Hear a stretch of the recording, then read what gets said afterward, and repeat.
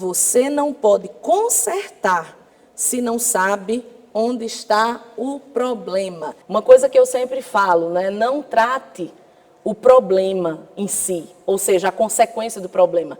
Você precisa saber o que causou aquele problema. Porque se você tratar só a consequência, se você tratar só o que aconteceu depois, você não vai conseguir resolver o problema em si. Você vai dar um paliativo. Você vai tratar apenas a consequência, sintoma, falando de enfermidade, o Jadil sabe muito bem. Se der um remédio só para o sintoma sem tratar a causa, o que é que vai acontecer? Vai voltar o problema. E o problema continua, pode até agravar se a pessoa não tratar. Então, volte aí, vamos fazer novamente essa leitura. Neemias passou muitos dias fazendo o reconhecimento do território. Ele analisou a situação dos muros, das portas e de tudo que precisaria ser reconstruído. Neemias passa tempo analisando o problema que ele ia ter que resolver. Ele diz, eu fiquei 3 dias na cidade, refletindo, analisando, depois saí, fui olhar o muro tal, fui olhar a porta tal. Ele começou a fazer um reconhecimento de território.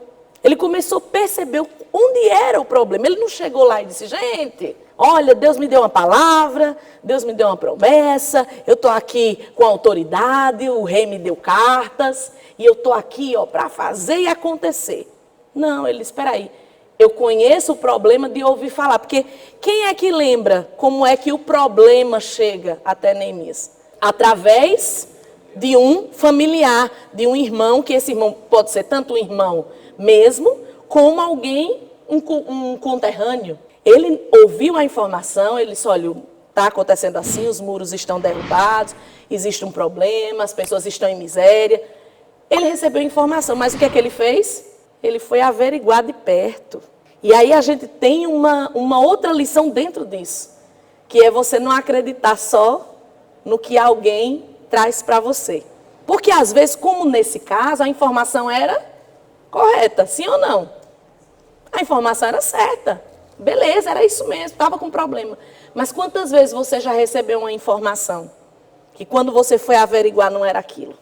Quantas vezes alguém chega pregando para você o caos, dizendo que não tem gente que é alarmento, né? Eita, tá um problema. Quando você vai averiguar, nem é tudo aquilo. Ou o contrário. Ou alguém quer amenizar as coisas, né, Júnior? Chega lá, e quando você vai ver o problema é grave. É importante você não acreditar só na informação que trazem para você.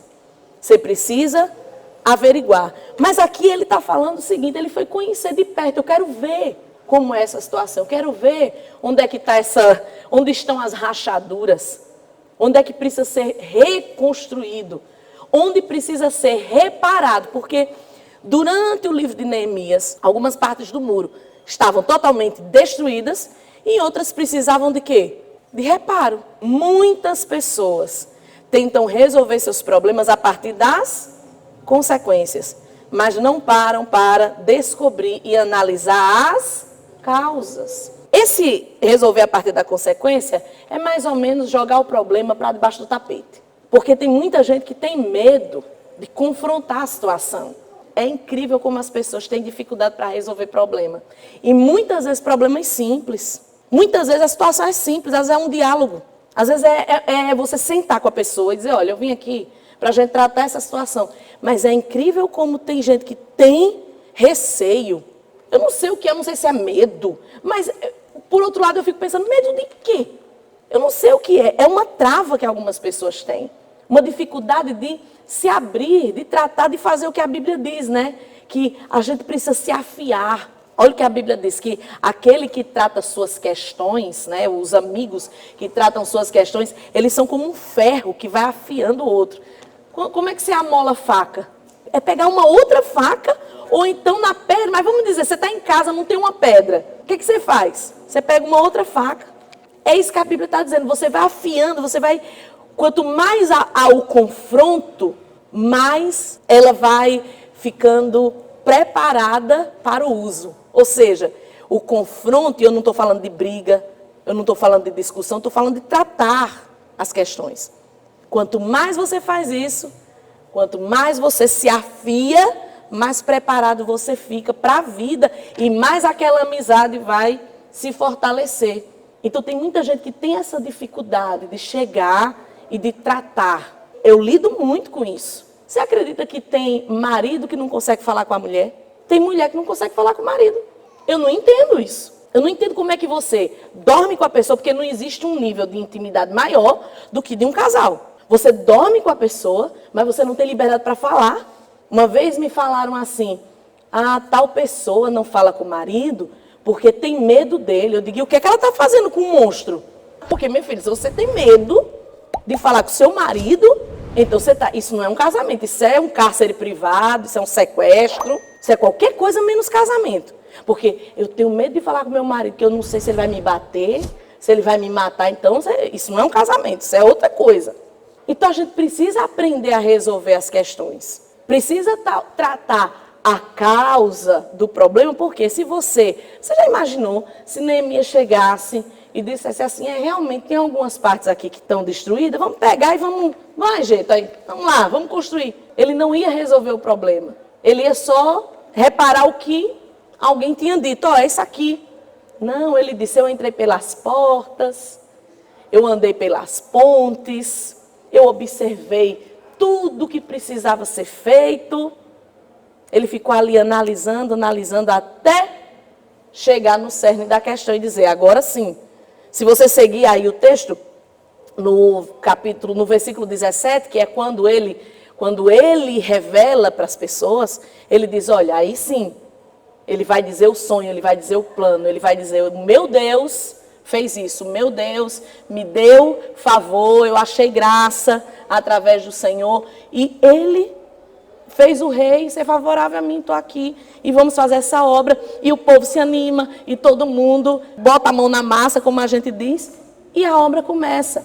Então você não pode tentar resolver os seus problemas a partir das consequências. Você precisa ter, muitas vezes, a humildade para reconhecer, aqui tem um problema. Existe um problema aqui e eu vou tratar. A maioria dos pais, eles têm dificuldade de tratar os filhos porque é doloroso para alguns reconhecer que ali tem um problema. É doloroso para alguns não ter o filho perfeito e a filha perfeita. Ora, ele não vai ser melhor se você ficar calado na sua. Ele não vai ser melhor. Você precisa reconhecer, aqui tem um problema. E se eu amo meu filho e eu amo minha filha, eu vou chamar e eu vou conversar. Eu vou tentar ajudar a resolver esse problema. E não empurrar para debaixo do tapete. A Bíblia fala sobre correção de vários níveis de correção. Só que muitas vezes tem pais e mães que acham que a correção é só, por exemplo, dar um castigo.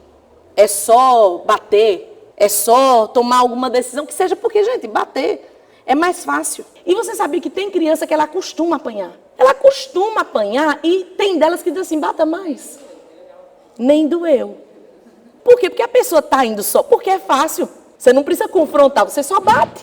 Você só bate. Não bater. Não, para alguns pais, bater é a coisa mais fácil do mundo. Agora, educar, ensinar, confrontar, aí são mais 500. Então, não adianta você chegar para uma criança que já está, como a gente diz, sem vergonha, e você bate. E ela continua fazendo a mesma coisa porque você só bate e depois. E tem pai que é pior, bate e depois vai alisar na mesma hora. Doeu mais em mim, aí o menino, eita, doeu mais nele do que em mim. Que maravilha! Olha, tem mãe e pai que é dramático, né? Principalmente dessa nova geração, um drama que, meu Deus do céu, um povo dramático que nunca vi. Não adianta, você precisa saber. E aí, como, pastora? Quem é que vai ensinar? Você tem quem te ensina, a palavra te ensina, o Espírito Santo te ensina. O que eu acho muito interessante, um dos textos mais fantásticos da Bíblia, é o que está escrito lá em Tiago. Se alguém tem falta de sabedoria, vai pedir a quem? Vai fazer um curso? Como obter sabedoria? Quem tem falta de sabedoria, peça a Deus.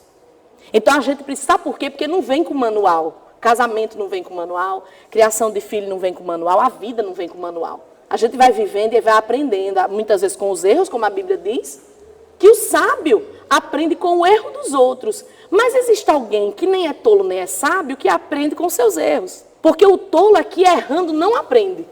Agora, quando eu aprendo com os meus erros, eu nem sou sábio, mas também não sou um tolo. Eu não consegui aprender com os erros dos outros, mas olha, eu errei e esse erro eu não cometo mais. Olha, você já está mais perto da sabedoria do que da tolice. Eu sempre digo, gente, eu tenho 23 anos de casada e até hoje a gente se afia. Até hoje a gente tem que parar, ó, vamos conversar aqui. Eu não gostei que você fez isso. Isso tanto dele para mim, quanto da minha parte para ele.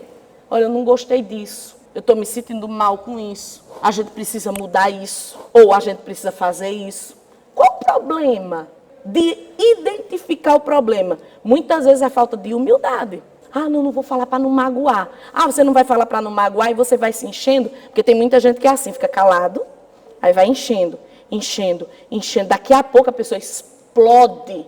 Aí você, meu Deus, por quê? Porque não tratou. Foi só passando remedinho na ferida superficial, mas não tratou a infecção que estava escondida, a infecção interna. E a gente precisa aprender, não tem problema nenhum em a gente sentar e ver, olha, aqui tem um problema. Não é o que você está falando, é como você fala. Porque tem gente que acha que confronto é briga, que tratar questões é brigar. Se brigar não vai resolver nada. Vai ficar um gritando de um lado, o outro gritando do outro, ou então um só grita. Tem jeito que quanto mais você grita, menos a pessoa escuta.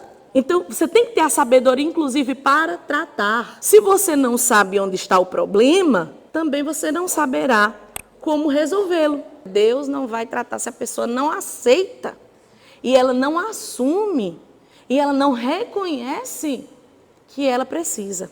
Se a gente não olhar para a gente e disser, eu errei, eu preciso de mudança, nem Deus resolve, porque Deus não vai fazer nada a pulso com a gente, não.